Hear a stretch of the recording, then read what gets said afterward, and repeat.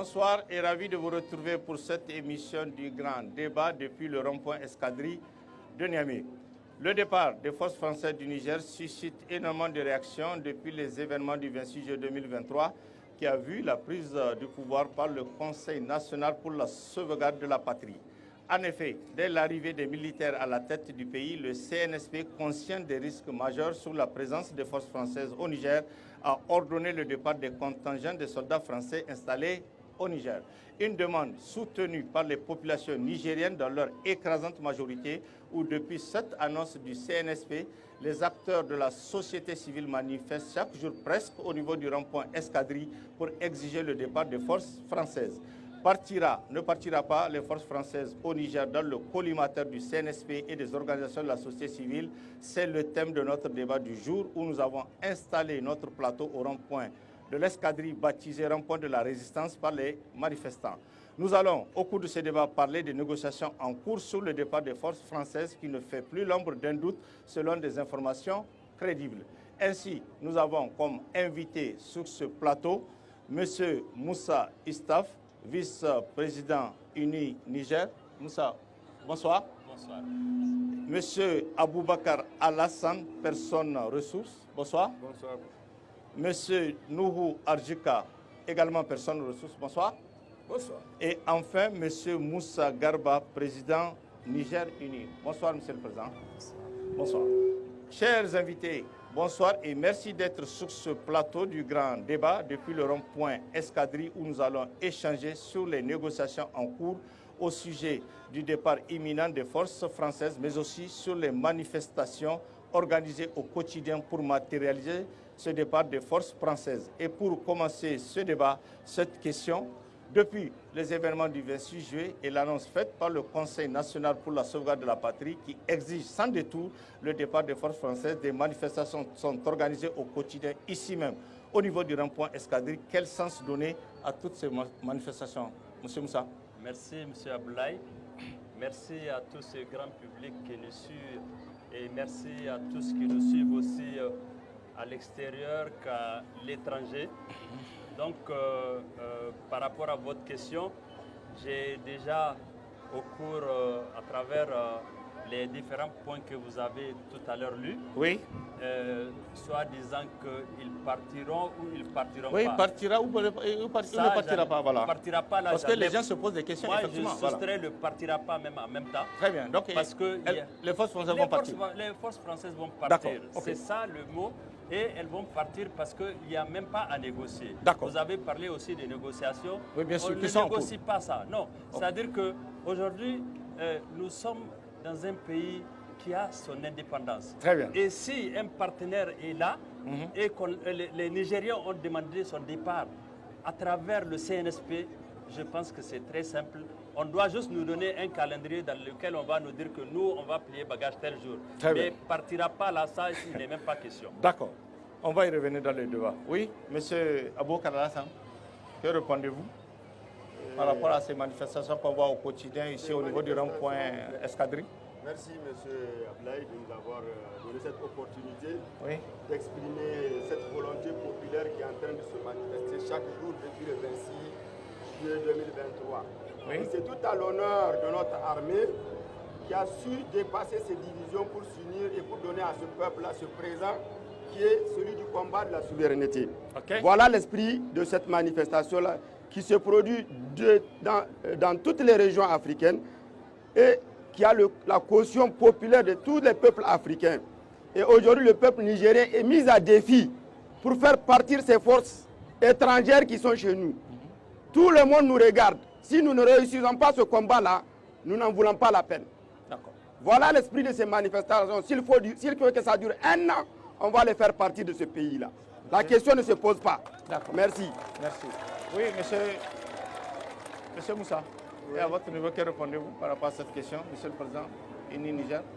J'abonde dans le même sens que Aboubakar en disant que non seulement ils vont partir, mais l'esprit dans lequel ils sont venus va également partir.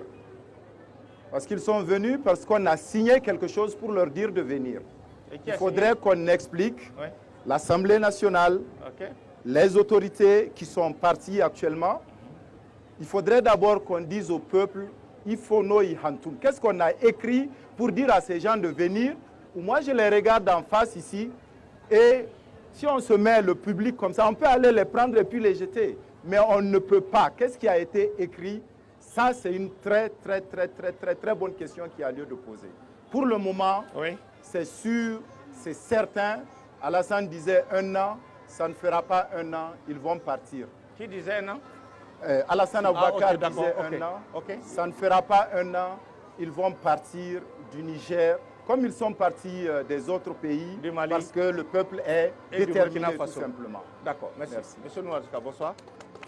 Qu'est-ce que vous répondez par rapport au sens à donner à toutes ces manifestations? Je vous remercie pour cette heureuse et belle initiative que vous avez eue depuis ces derniers jours, depuis ces événements-là. C'est très important pour notre pays. La télévision nationale est redevenue, la télévision nationale est redevenue la télévision citoyenne. La télévision d'État, la télévision du peuple.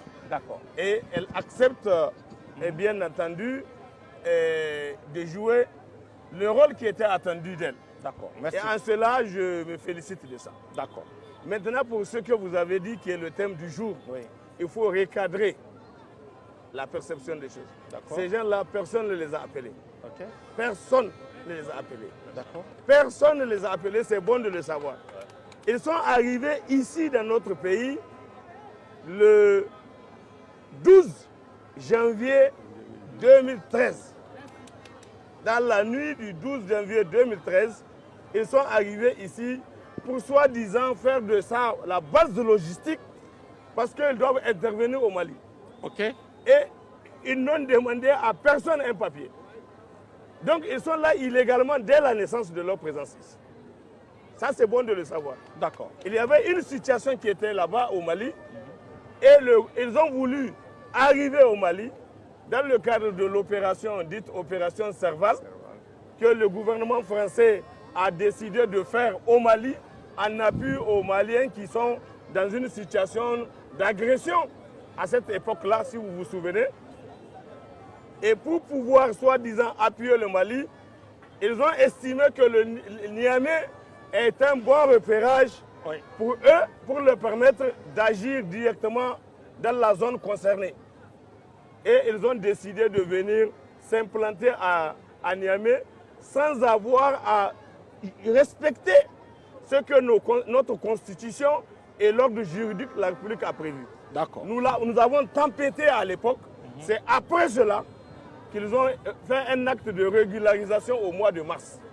Donc de janvier à mars, ils étaient illégalement présents ici.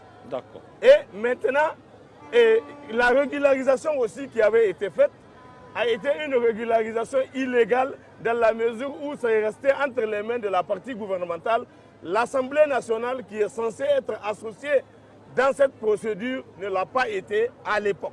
C'est très important. Donc aujourd'hui, nous considérons que dès lors que leurs amis ou leurs complices ne sont plus dans une posture d'être là, le peuple, ce n'est pas le CNSP qui a demandé, c'est le peuple qui a demandé leur départ. Et depuis, nous étions en train de dénoncer la présence de ces forces d'occupation. Parce qu'il faut les comprendre comme telles, c'est des forces d'occupation dans une logique néocoloniale, dans une logique de recolonisation. Et ça, il faut bien que chacun de nous, beaucoup de mots d'une femme, beaucoup de mots d'un pays. Ça, c'est important que nous comprenions ça. Ça, là, et il est Burkina Faso sans nous. Donc, il y a des gars, chacun de nous a un devoir de faire en sorte qu'ils comprennent que leur histoire de départ là, mais ça doit se faire sans attendre. Et je pense que c'est très bientôt. On va revenir dans le débat. Merci. Le CNSP a demandé le départ de l'ensemble des forces françaises qui doivent quitter le territoire national selon un chronogramme établi et transmis aux autorités françaises. On peut rappeler un peu ce chronogramme pour nos téléspectateurs qui nous suivent en ce moment, Moussa? Bien sûr. Parce qu'il y a un calendrier et un chronogramme. On peut rappeler ça un peu? Oui, allez-y. Voilà, oui, vous pouvez rappeler un peu, voilà. Bon, le CNSP a bien évidemment donner un calendrier de départ à ces gens. Oui. Je crois que dans la logique, à la demande du CNSP, ils doivent coopérer parce qu'ils n'ont plus de légitimité sur le territoire. Donc aujourd'hui, comme vous le savez, leur ambassadeur, aujourd'hui, moi je le considère comme un clandestin parce que son visa est expiré et il doit être rapatrié comme tout celui qui est en situation clandestine. Alors, ces Français aussi, ou ces bases qui sont installées, où les Nigériens ont demandé leur départ, je pense qu'ils doivent s'assumer et savoir que c'est les Nigériens qui ont demandé leur départ, ils doivent partir. Ce n'est pas un gâteau à partager. Aujourd'hui, il y a eu des accords qui sont gelés et je pense qu'ils doivent comprendre tout cela, partir bonnement. Si le Nigérien ou le Niger a besoin de leur retour, on va voir par quel moyen ou avec quel accord il faut les faire revenir. Mais il faut qu'ils sachent aujourd'hui que la souveraineté du Niger, elle est sans équivoque. Donc pour cela, qu'ils plient leurs bagages et qu'ils s'en aillent comme ça, on verra bien la situation. D'accord, oui. Michel Lassane, vous avez un peu l'idée du chronogramme du départ des forces françaises? Oui, effectivement. Ça a été annoncé par il y a eu un ultimatum qui leur a été donné et qui est expiré, ce qui a justifié... Et il est expiré depuis quand? Je crois depuis le 2 septembre. Le 2 ou le 3, je pense. Le 2 ou le 3, voilà. Okay. Donc c'est ce qui justifie aujourd'hui, c'est le niveau de bouclier au niveau de la base française à Escadrille. Ils seraient partis, on ne serait pas là aujourd'hui. Mais comme ils ont opposé un refus de départ au peuple nigérien par l'ego d'un individu, celui de Macron, je suis sûr que le peuple français a envie de voir ses enfants sains et saufs dans leur famille. Mais l'ego d'un homme qui ne jure que par le défi, qui ne jure que par le défi, qui ne recule devant rien, même devant les gilets jaunes français, il a tenu tête. Devant le peuple français qui lutte contre la réforme des retraites, il a tenu tête. Sachant aussi, nous avons affaire à Macron, pas au peuple français. C'est l'orgueil d'un homme qui nous maintient ici à cette place-là. Il appartient au peuple français aussi de se mobiliser pour que leurs enfants partent en paix sans effusion de sang. Nous, on l'a rappelé, ils sont venus ici illégalement. Il faut qu'ils le partent pendant qu'on les demande. Merci. Merci. Oui, Moussa. On peut rappeler un peu le chronogramme de départ ou le calendrier? Le chronogramme... Comme vous suivez ça de près, voilà. Voilà, on suit de près. C'était le 2. Oui.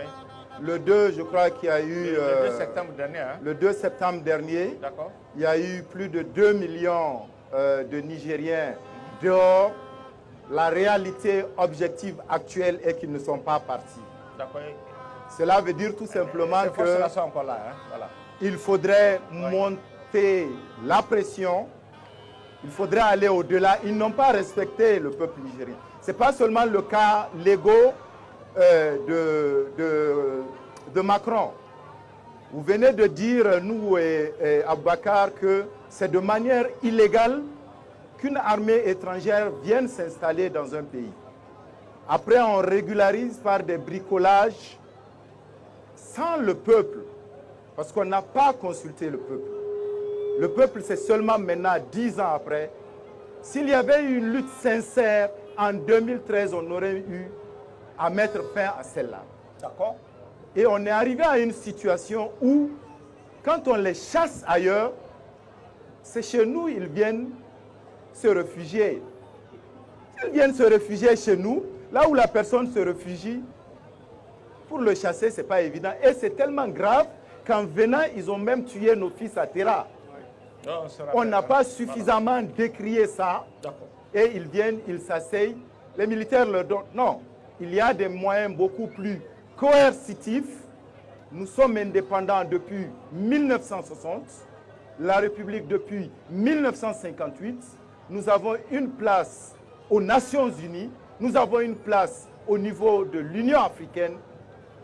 On aurait, depuis le départ, allé à ces instances-là pour pouvoir revendiquer notre position qui doit être claire, ferme et sans équivoque. Dans les normes, l'armée française ne devrait pas être ici. Néo Manti Kwarano. Mais non, il y a de Tougou. Donc, dit qu'il y a de Tougou. Il me dit qu'il y a de Tougou.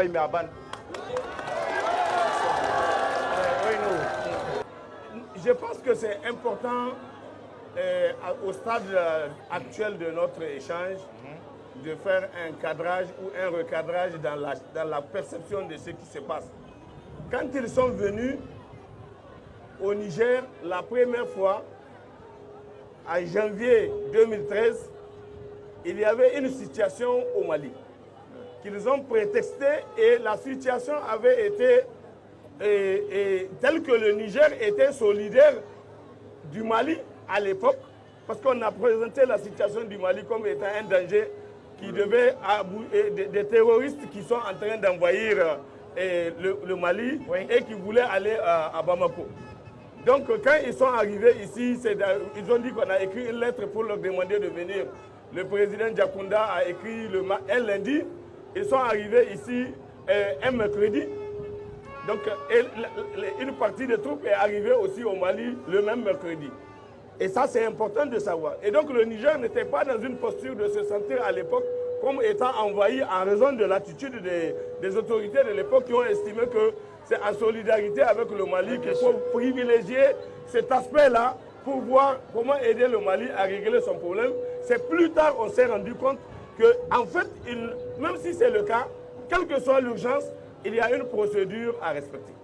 Vous ne pouvez pas décider de débarquer dans un pays souverain et sans respecter les minimums des règles de procédure qui sont censées pouvoir être respectées. Cela ne l'a pas été. Et quand nous avons fait du bruit à l'époque, justement, ça a attiré l'attention des gens. Parce que le problème que nous avons ici dans ce pays, les gens ne font pas l'effort de connaître. Nous avons dit que nous sommes en République, nous sommes en démocratie. La démocratie, ce n'est pas de l'anarchie, ce n'est pas de la pagaille, ce n'est pas du désordre, c'est le respect de la légalité. C'est connaître les lois et les respecter. Or, il se trouve que le gouvernement n'a pas voulu à ce moment-là insister.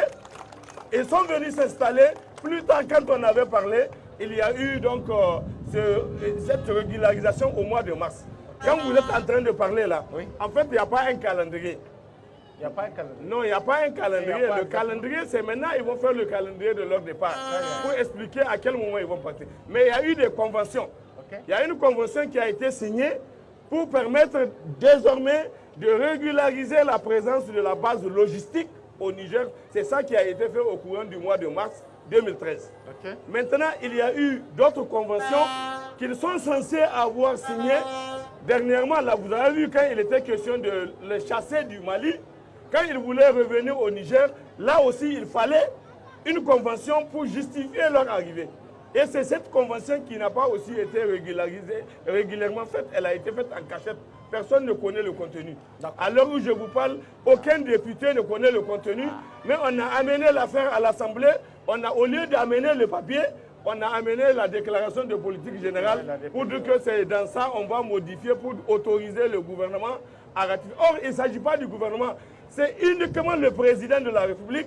C'est lui, en vertu des dispositions de l'article 168 de notre Constitution suspendue là, qui dit que le président de la République, c'est lui qui négocie et ratifie les traités et accords internationaux.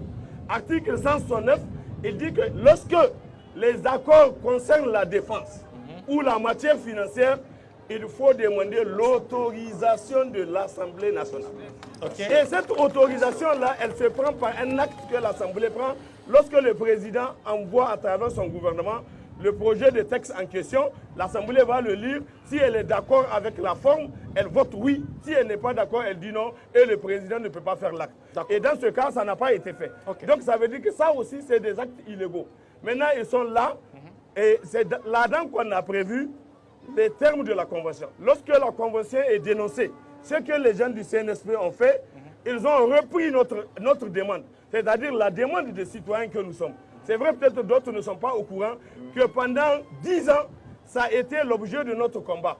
Il n'y a pas un moment où on n'a pas posé ce problème du départ des forces françaises, du départ des Balkans, parce qu'on a compris qu'ils ne sont pas là en réalité pour ce qu'ils ont dit. Ils sont là pour autre chose. Ils sont là pour autre chose. Et c'est ça que chacun doit comprendre. Et maintenant, aujourd'hui, quand ils disent qu'ils ne vont pas partir, qu'est-ce qu'ils ont dit? Ils ne vont pas partir parce qu'ils disent qu'ils ne reconnaissent pas la légitimité des autorités en place, parce qu'ils considèrent qu'ils sont issus d'un putsch. Et à ce moment-là, ils ne sont pas d'accord. Eux, ils ne reconnaissent que l'autorité et les anciennes autorités, c'est-à-dire, elles parlent du président Bazoum et de comment on appelle ça, et l'autre gouvernement. Or, la question de légitimité, mais c'est ça la légitimité. Ah oui, le peuple, c'est le peuple la légitimité. Autour de nous, voilà. Il ne faut pas confondre la légitimité et la légalité. La légitimité, c'est ce que le peuple accepte. Ce que la majorité des citoyens acceptent. En démocratie, c'est ça la légitimité. Maintenant, la légalité, on peut prendre un acte, il est écrit, maintenant, les termes ne sont pas arrivés, ça reste légaux, mais si ce n'est plus légitime, alors la rue peut départager les gens. Et c'est ce que nous sommes en train de vivre aujourd'hui. Et je pense que les données vont changer très bientôt. Les choses vont bien se passer. D'accord. Je pense qu'il y a quelques citoyens qui veulent s'exprimer. On va les prendre rapidement. Allez-y. Qui vont prendre, en tout cas, qui vont exprimer leur opinion, leur point de vue avant de revenir sur le plateau. Madame, si ces citoyens sont prêts, on peut les prendre rapidement. Et on commence par M. Oumarou Illo, non? C'est ça, Goudel? C'est ça, M. Oumarou Illo? Voilà, merci. Je rappelle que vous êtes président de l'Union des élites franco-arabes, c'est ça? Bismillahirrahmanirrahim wa salatu wa salam ala ashrafil anbiya al mursalin.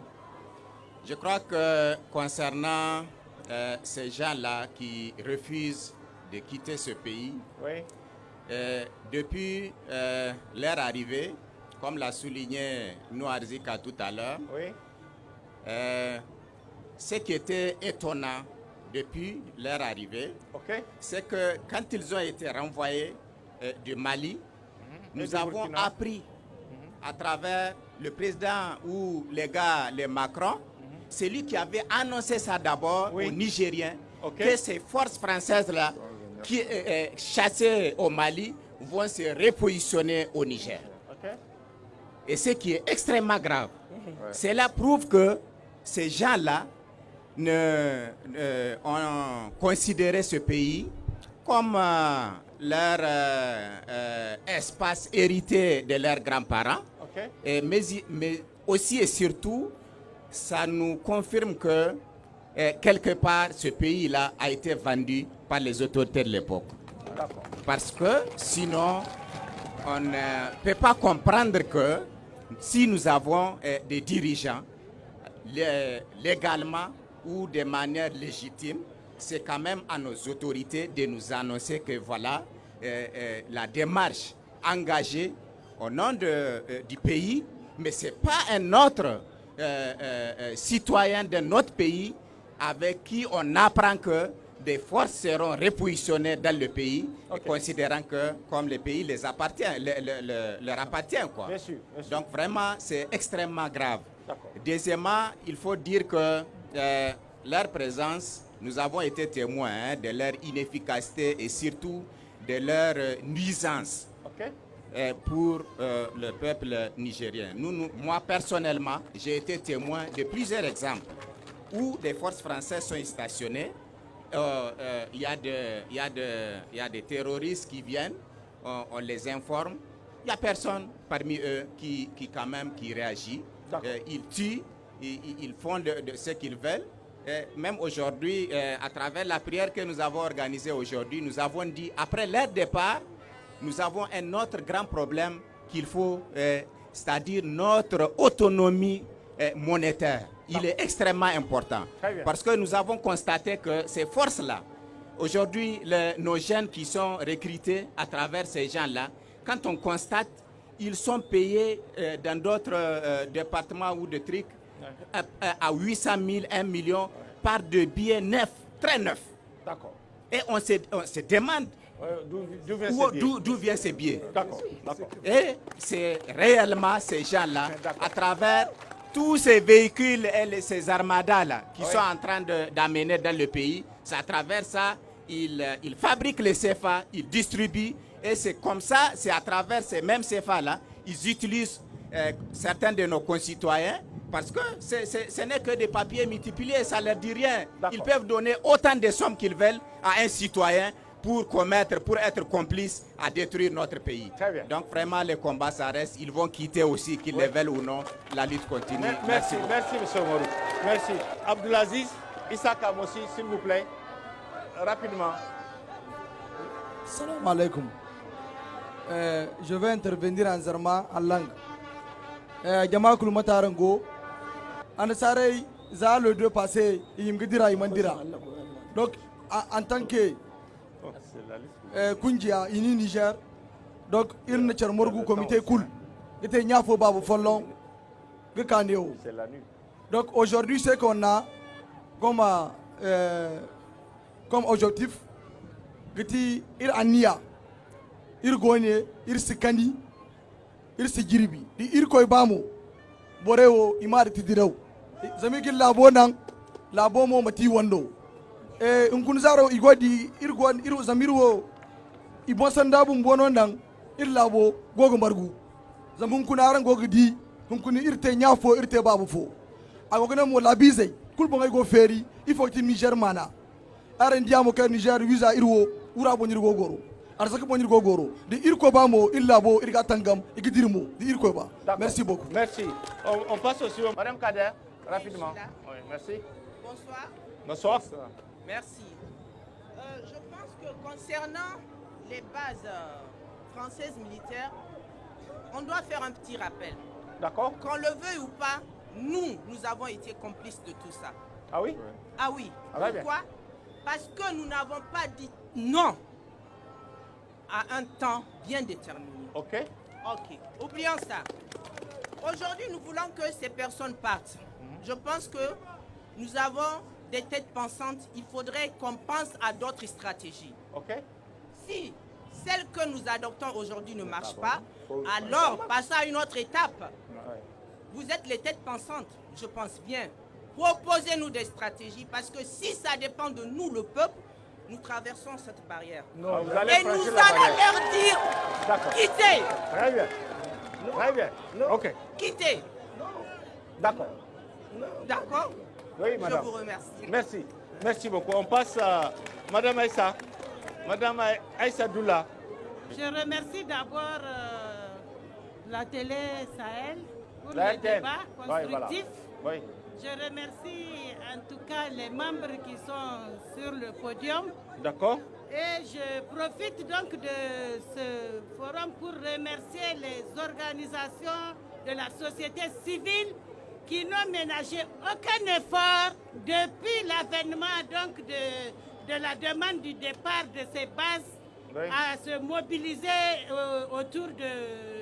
au niveau de l'escadrille. Et montrer la résilience, c'est très important parce qu'aujourd'hui, on est cité en exemple au niveau international. On est envié. Le Niger est aujourd'hui sur le plateau international. Vraiment, c'est une prouesse. Et deuxième chose, contrairement en tout cas à certains, ce que les gens pensent, moi, comme l'a dit Mme Kader, nous avons été complices à travers nos autorités qui ont fait croire à la France qu'ils maîtrisent le peuple nigérien. Ça, c'est très important. Et de ce fait, les organisations de la société civile n'ont jamais eu le temps de sortir pour dénoncer. Si on essaie de sortir le gaz lacrymogène, en tout cas, tout le monde sait que ce n'est pas parce qu'on n'est pas brave. Donc vraiment, on vous remercie. Merci madame. On passe au suivant, Mamandani. Depuis les événements du 26 juillet, depuis le coup d'État, la France a rapatrié l'ensemble de ses ressortissants. Et après aussi, la France a suspendu l'aide budgétaire et l'aide au développement qu'elle accordait au Niger. Parce que pour la France, il faut punir le Niger. Si c'est vrai, ces militaires sont là pour notre bien, ils allaient les demander de partir. Mais donc, tout simplement, nous connaissons et nous savons qu'il y a un agenda caché. Et c'est pour cela qu'ils doivent comprendre que le peuple nigérien est plus que jamais déterminé à arracher sa souveraineté. Le peuple nigérien est plus que jamais déterminé à recouvrir sa dignité. Pour l'honneur de la patrie, comme le dit notre hymne national, nous sommes déterminés à défendre notre patrie et à sauvegarder le Niger, comme l'a dit les autorités du CNSP. Et au nom donc de la fédération Niger-Uni, nous allons rester ici jour et nuit jusqu'à ce que le dernier militaire puisse quitter le Niger, Inch'Allah. Merci. Merci. On passe au dernier intervenant. Hein. Razak Garba, rapidement s'il vous plaît. Niger-Uni, c'est la mobilisation au quartier Hinkuna. Il faut que la albarque d'Angiga. irgo ngware mo im continue do wone zama idi wone harka hannano idi bora kul margu cara banda o kan ay gisalan wone rade giti aram bay hayan fono gaise faransi woni jin funane woy ingasi ir wone jin funay bay yadin ga bora kaga bay wal bore kiga bay isino ngamo adin ga ngay mo him ga barme im sobay go koy ir si bare hin kuna ir si bare suba yadin ga bankan ne ni si bay yadin ga ifo se ni gorga bora hangan sobay go koy bora kan ne ni ga bay asino yadin ga ni mo sobay go koy ir sindi muradu hin kuna ir sindi muradu suba darango fongu assemblée hano ka hanika in Niger boy kulno man kay gidi segene im gori labora idin nyak fosine wi yadin ga irgo ga cego koy iga im koy der même ngay no te ir se kudeta zama hano ka hane ir kudeta bangay gite hano ka hane illa bije dungay bon ir me amehin kuni dur bon yadin gi musobay go koy bokaki haw Niger bondin affaire yadin ga affaire giti chino affaire yadin ga ibayi man ba di irkoy ba igdira zama bayi man dirno irgone kal jiri hinka igu koymo ibe ame mu kwam cindi mot follo wallahi irsidira kade mot follo kam koy inshallah dir koy ba. Merci, on va revenir vraiment sur le plateau. Et les négociations sont, semble-t-il, en cours entre le CNSP et les autorités françaises pour s'entendre sur le calendrier du départ des soldats français. Qu'en est-il exactement? Parce qu'on a vu des informations qui circulaient dans ce sens. Voilà, qu'en est-il? Moi, je ne prends pas trop les informations sur les réseaux sociaux. Donc, il n'y a aucune négociation? Il y a des négociations, bien sûr. Voilà, okay. Mais pour être très prudent, c'est pour cela que je ne voulais pas me mettre sur la forme des réseaux sociaux. D'accord. Ce qui est sûr, il y aura un calendrier qui sera établi et soumis aux bases militaires, sinon aux Français qui sont là. Okay. Et c'est sur leur départ, il est sûr et vraiment sans aucune ambiguïté. Seulement, moi, je voulais lancer un appel à tous les Nigériens qu'ils sachent que quand ces Français-là vont partir, cette fois-ci, la charge du Niger nous revient.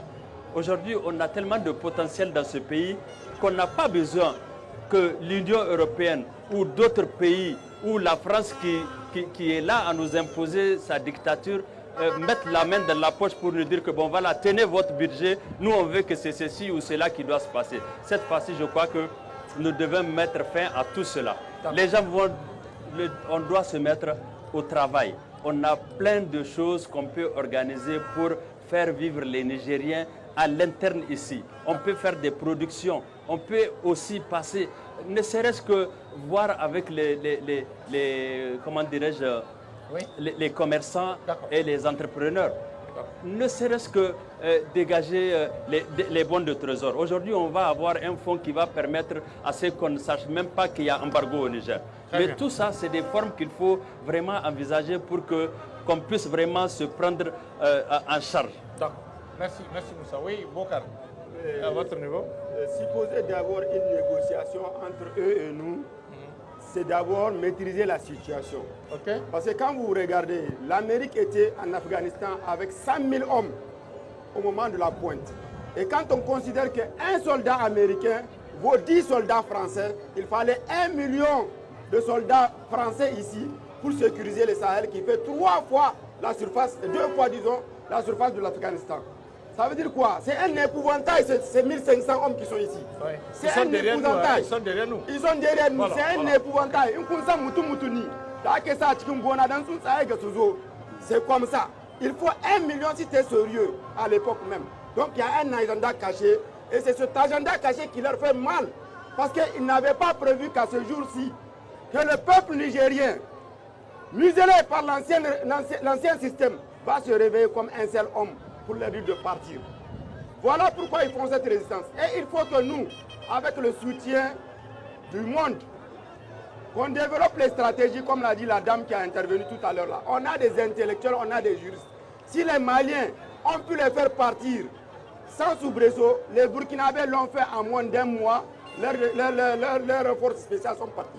Il va de soi que tous les intellectuels nigériens, les universitaires qui parlent qu'eux ils sont des intellectuels, c'est le moment. Le moment est venu aujourd'hui pour que chacun fasse sortir son intelligence pour aider ce peuple-là à faire partir cet épouvantail. C'est un épouvantail. Ils ne sont pas venus pour sécuriser le Sahel. Ce n'est même pas dans leur programme. Merci. Merci. Oui, Moussa. Oui. Oui. Il y a un fait. Oui, voilà. Il y a un fait qu'il ne faut pas se cacher, que Alassane a abordé de manière un peu en surface, mais qu'il y a lieu d'approfondir. Oui. Il y a une espèce de peur même qu'on crée et de mythe qu'on crée sur ces 1500 personnes-là. Alors qu'en 1914, quand Seyni Kounché est venu, c'est un coup de fil, il les a dit de partir. Et ils sont partis. Les 1500 personnes qui sont là, quel que soit leur armement, si on repart regarder les textes, ce qu'ils ont signé, les gens de l'Assemblée nationale, les députés, parce qu'il ne faut enlever personne. Il ne faut pas enlever le président Issoufou, il ne faut pas enlever les députés. Tous ceux qui ont eu à signer, ils doivent dire ce qu'ils ont signé. S'ils disent qu'ils se marquent par méconnaissance, ça c'est de la haute trahison. Okay. Sinon, 1500 personnes ne peuvent pas venir. Maintenant, comme l'a dit le grand frère, il y a un tâtonnement, il n'y a pas un calendrier fixe qui a été déterminé pour dire c'est demain ils vont partir. Ils sont en train de jouer au malin, nous avons des équipements, Donc votre prochain débat, c'est vraiment les spécialistes militaires pour qu'ils disent dans combien de temps un tank ou bien un blindé ou le type d'armement là, dans combien de temps on peut les prendre pour les sortir. Parce que sinon on va encore endormir le peuple. Ça c'est un aspect. L'autre aspect, c'est que ces gens-là partent toujours d'un pied. S'ils partent, c'est pour organiser des rébellions ou des résistances donc, dans le cadre de nos pays. Ce qu'il faut éviter, c'est surtout de créer en fait des activités dans les zones aussi bien à l'extrême est qu'ici à l'extrême ouest pour qu'il n'y ait pas de terreau de terroristes parce que c'est ça le danger auquel on peut être exposé. Sinon les 1500 personnes, vraiment ils sont en train de tromper le peuple. Mais ce qu'ils disent qu'ils ont là, ils ne l'ont pas. D'accord. Merci. Oui, monsieur nous. Bon, et je pense que c'est très important de bien noter l'acte qui a été pris par le CNSP a consisté à faire ce qui est prévu de par la loi. Très bien. Prononcer la dénonciation des accords. Les fameux accords, malgré leur caractère irrégulier, ils ont été actés quand même. Et c'est en vertu de ça qu'ils considèrent aujourd'hui qu'ils justifient leur présence. Le CNSP a agi au nom du peuple nigérien pour dire qu'il dénonce ces accords. Et eux, ils disent ne pas reconnaître la dénonciation du CNSP parce qu'ils considèrent qu'ils ne sont pas des autorités légitimes. C'est bon de retenir ça. Or, ce n'est pas à eux de conférer l'autorité légitime dans la mesure où, même si l'initiative du 26 juillet a été l'initiative d'un groupe de citoyens qui l'ont fait militaire, le peuple nigérien a adopté ce qu'ils ont fait. Le peuple nigérien a soutenu ce qu'ils ont fait. Et aujourd'hui, dans tout le pays, là, partout, on a bien vu les Nigériens sortir pour... Jamais de mémoire d'homme, les Nigériens ne sont sortis pour soutenir un coup d'État. Comme ça a été le cas. Jamais. En 1974, ils n'ont pas eu besoin de ça. En 1996, la même chose. Mais aujourd'hui, c'est des millions de Nigériens qui sont dehors pour montrer qu'ils sont d'accord avec ce qui se passe. Et que c'est leur revendication. C'est cela que je voudrais que chacun d'abord retienne. Et si nous considérons qu'on a retenu ça, le calendrier, il est dans les accords même. Chaque accord a son calendrier. Il y a un, c'est normalement après un mois. Après, à partir de la date de la dénonciation, c'est un mois après. Voilà pourquoi les gens ont considéré que ça coïncide avec la date du 2 septembre pour le premier accord. Les autres, c'est dans 6 mois. C'est-à-dire qu'ils ont 6 mois pour quitter. Et ils doivent normalement organiser leur démarrage. Déjà, si vous avez bien entendu, ils ont pensé qu'ils pouvaient faire peur aux Nigériens. Ils ont vu que les Nigériens sont debout. Plus que les hommes, c'est les femmes qui sont debout avec les jeunes, avec les enfants. Ils sont là debout en train de montrer parce que la Boussanino, ça concerne tout le monde. Vous ne pouvez pas traiter les Nigériens des badauds, mais même les badauds sont des citoyens. Les badauds ont des droits. Merci. Et parce que, donc, il ne faut pas aller faire ce que notre frélaté de citoyens est en train de faire là-bas à l'extérieur pour vouloir dire ce qu'il est en train de dire. Et je pense que l'histoire retiendra un jour, on aura le temps de revenir sur son cas. Donc pour terminer, sur cette partie-là, je pense que tout ce qu'elles ont pu dire, les intervenants, il faut les remercier tous. Merci. Ce qu'ils ont pu dire, bien sûr qu'on est en train de travailler, on est en train de réfléchir à voir les différentes approches qui permettront de gérer cette question-là. Et je suis convaincu que dans les prochains jours, tout le monde va entendre. L'humanité entière aujourd'hui est d'accord qu'il y a quelque chose de particulier qui est en train de se faire au Niger, comme il ne l'a jamais été fait ailleurs. Et c'est en cela que nous devons être fiers de ce que nous sommes en train de faire. Nous devons être fiers de nous-mêmes. Les gens pensaient que nous, on n'a pas de capacité de résistance. On n'a pas de résilience. Ici, là, comme elle a dit, mais les gens là ont bloqué les manifestations. Illégalement, on a interdit les manifestations publiques. Et grâce au CNSP, désormais, le peuple peut manifester. Très bien. Grâce au CNSP, désormais, le peuple peut exprimer son point de vue dans la rue, comme ça. Et aujourd'hui, on est là. Et donc, désormais, qu'à travers ce qui est en train de se passer, c'est comme une éducation à la citoyenneté responsable. Chaque citoyen est en train de comprendre c'est quoi être citoyen. Chacun comprend, il faut nous la bossani. Il faut nous la bossani. Chacun désormais le comprend. Chacun sait que personne ne va pas travailler à la place de l'autre. Personne ne lutte ici là pour quelqu'un. Chacun lutte pour lui-même parce qu'il s'agit de notre pays, notre propriété commune, qui est un bien indivisible. Cela doit être. Merci. On va vraiment faire un dernier tour de table pour finir.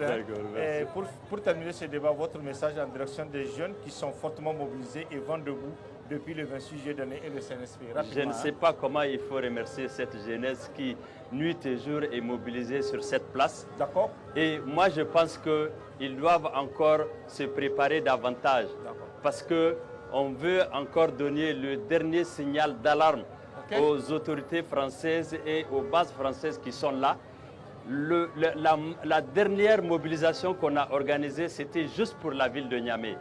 Et prochainement, on va organiser une mobilisation pour sur toute l'étendue du Niger et en particulier rapatrier encore l'intérieur de toutes les régions sur Niamey pour qu'ils sachent que 8 millions de Nigériens vont les retrouver sur cette base et sur ce même terrain pour leur dire dégagez, on n'a plus besoin de vous. Merci pour la jeunesse qui est en train de fournir tous les efforts pour crier matin et soir pour leur départ. Merci Moussa. Oui, monsieur Bokar, rapidement. Vraiment, la jeunesse nigérienne, je dis, elle est aux confins de l'histoire. Elle est en train d'écrire l'histoire aujourd'hui là. Parce que nul ne peut imaginer, avant le 26, qu'il y ait autant de mobilisation de la jeunesse nigérienne, de la jeunesse africaine et même de la jeunesse mondiale qui est en train de voir l'injustice qui est imposée au peuple nigérien par une France qui est exsangue, qui pense que sans le Niger, elle n'est rien. Eh bien, avant qu'elle ne soit quelque chose, jeunesse nigérienne, exigeons que nous soyons d'abord, exigeons au CNSP de considérer que c'est la jeunesse qui a gagné cette victoire-là le jour où ces Français vont partir. Et pour que ce contingent français et d'autres quittent ce pays-là, il faut que la jeunesse soit vent debout, de Dirkou à Gaïa, de Wanzerbe à Ngingimi. Il faut que tout le monde se lève pour que la victoire soit comptée au Niger. D'accord. Que les néocolonialistes soient enterrés au Niger, parce qu'une jeunesse consciente a vu le jour poindre au Niger un 26 juillet. Voilà mon appel. Merci. Oui, Moussa, rapidement. Ça va finir. C'est la jeunesse, on appelle tous la jeunesse à se mobiliser. La jeunesse représente un grand pourcentage de la population du Niger. La jeunesse du Niger n'a pas de travail parce que l'argent du Niger, pour parler terre à terre, tout le monde a vu là où c'est parti. Et une partie de l'argent du Niger a été donnée à des forces d'occupation pour protéger ceux qui ont pris l'argent de la jeunesse. Donc maintenant que la jeunesse s'est levée, elle ne va plus s'arrêter. Et maintenant, et dans l'avenir, parce que c'est elle qui aura sauvé la révolution. Si on dit qu'il y a 3 millions de personnes qui sont sorties le samedi sous la pluie, si on dit qu'il y a 3 millions de personnes qui sont mobilisées depuis le 26, franchement, en ce qui concerne le Niger, c'est 70% de jeunes, c'est peut-être 25% de femmes et c'est 5% des hommes qui hésitent encore et qui sont plutôt dans des calculs qui ne les honorent pas, alors que maintenant, nous sommes dans une période de résilience. Oui. Il faudrait aller de l'avant. Il faut encadrer cette jeunesse-là, lui donner du travail pour pouvoir le récompenser pour le combat. Merci. Nous, rapidement, on va finir. Non, je vous remercie. Je pense que l'occasion de cet échange à ces lieux et à cette date me donne l'opportunité de pouvoir lancer un appel citoyen à l'ensemble de notre peuple. OK. C'est dans toute sa catégorie et sa diversité plurielle. Jeunes comme vieux, hommes et femmes, c'est l'appartenance à la mère patrie qui doit déterminer le comportement et la conduite des gens. Les jeunes comme les vieux, chacun joue un rôle dans la limite de ce qu'il peut être amené à faire. Très bien. Les vieux là nous ont abrévé de beaucoup de prières. Il ne faut pas négliger ça. Très bien. Les jeunes sont là, ils sont physiques. Ils ont la capacité de réagir, de résister.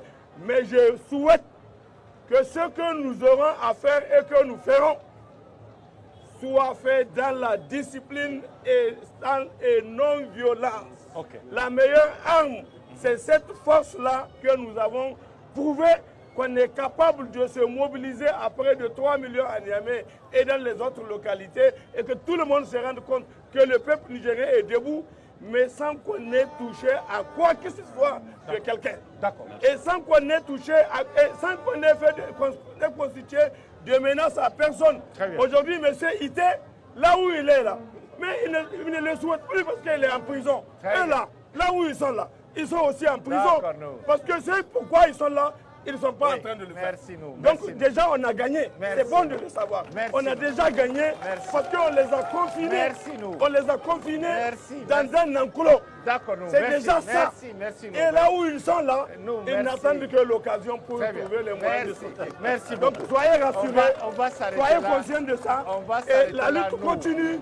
La lutte résolue et déterminée continue. Restons vigilants, restons concentrés et soyons prudents dans notre démarche. Très bien. Merci. Merci.